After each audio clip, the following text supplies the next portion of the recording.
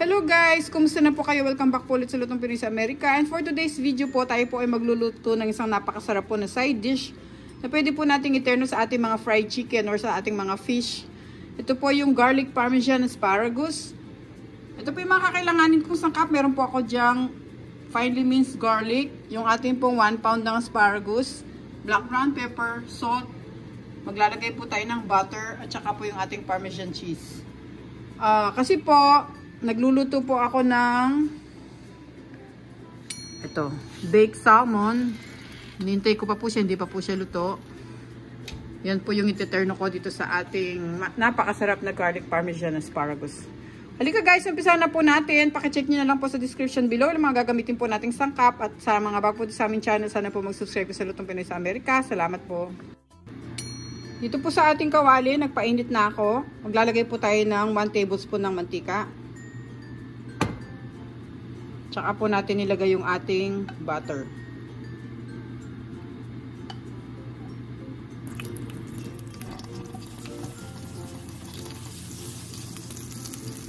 Tapos ngayon lagay po natin yung ating bawang.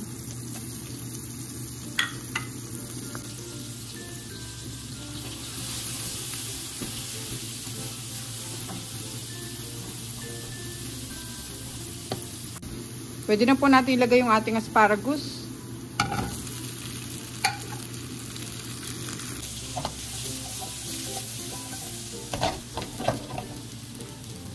Drizzle po natin ng konting black ground pepper at konting salt.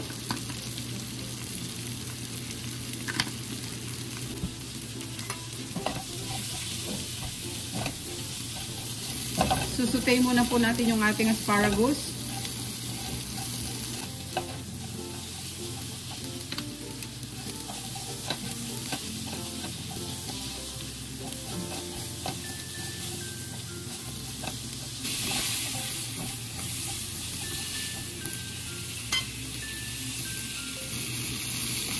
Ngayon, pwede na po natin siya lagyan ng parmesan cheese.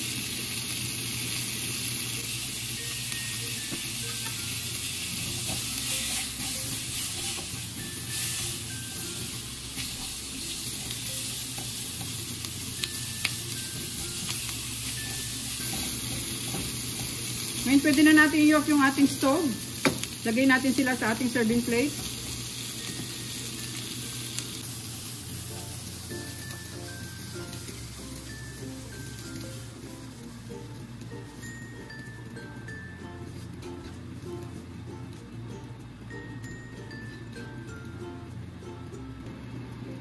Tapos budburan pa natin siya ng ating parmesan cheese.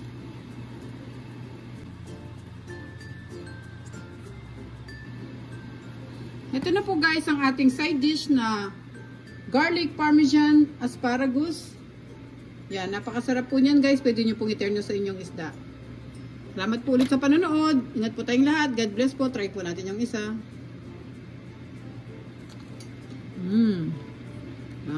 Sarap po yan guys.